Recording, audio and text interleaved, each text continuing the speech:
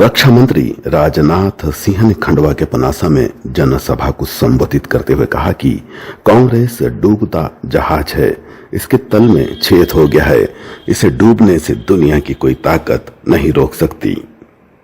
खंडवा संसदीय क्षेत्र के बीजेपी प्रत्याशी ज्ञानेश्वर पाटिल के समर्थन में जनसभा को संबोधित करने रक्षा मंत्री राजनाथ सिंह खंडवा जिले के पुनासा पहुंचे थे।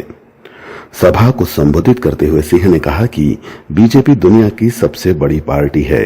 वर्ष 2014 और वर्ष 2019 में आपने सरकार बनाई तो काम जन जन तक पहुंचा। पहले भारत की बातों को दुनिया गंभीरता से नहीं लेती थी, लेकिन अब दुनिया कान खोलकर भारत की बात सुनती है। भारत का कद तेजी से बढ़ा है।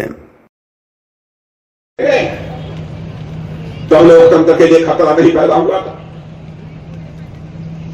और इस बार आपका प्रत्याशी नाम वापस ले लेता है, हमारे प्रत्याशी का समर्थन कर देता है, वो जीत जाता है, तो लोकतंत्र के लिए खतरा पैदा हो गया।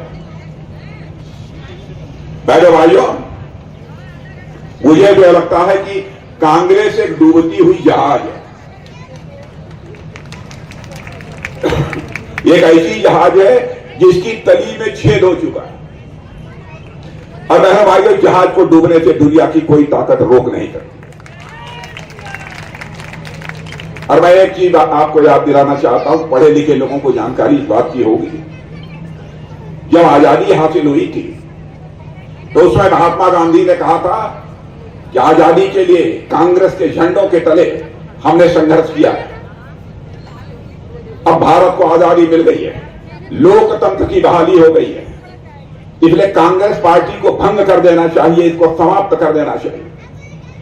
लेकिन कांग्रेस के लोगों ने महात्मा गांधी की इस बात को नहीं माना।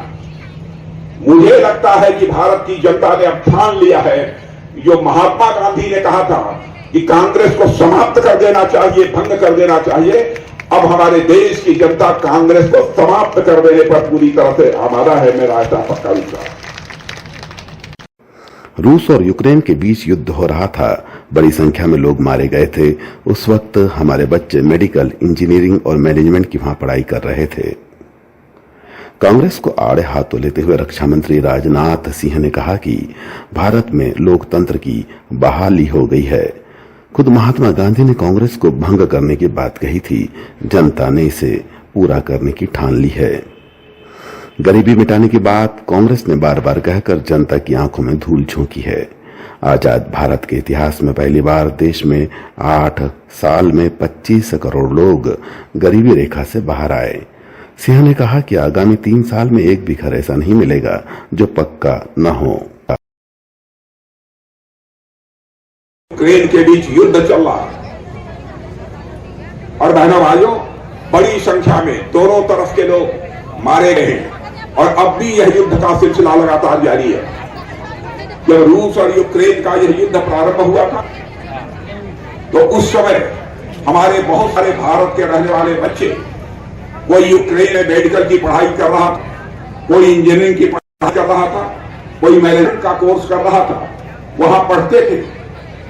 तब उनके माता पिता ने हमारे प्रधानमंत्री से मिलकर यह उनसे अनुरोध किया कि प्रधानमंत्री जी, चाहे जैसे भी हो हमारे बच्चों को यूक्रेन से बाहर निकालिए, नहीं कब हमारे बच्चों के ऊपर मिसाइल गिर पड़ी उसकी और उनके साथ हादसा न हो जाए।